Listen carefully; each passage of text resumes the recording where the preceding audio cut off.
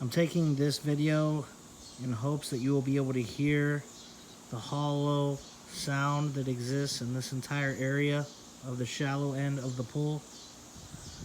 The pool has been emptied, and I'm hoping by walking around at the bottom of the pool, you'll be able to hear the difference between where it is solid and where I believe it to be hollow, and of course that I'm concerned about. So all these areas are solid. I'm sure you can hear very little. As I come to the closer to the seat,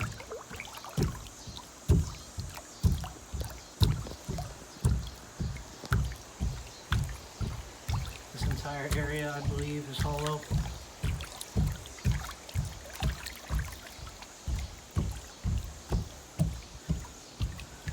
As I move away, it's completely solid and no sound is made. So this entire area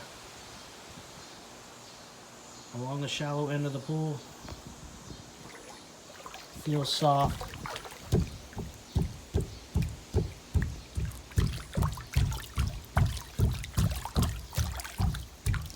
To the point I'm concerned that an additional hole will develop.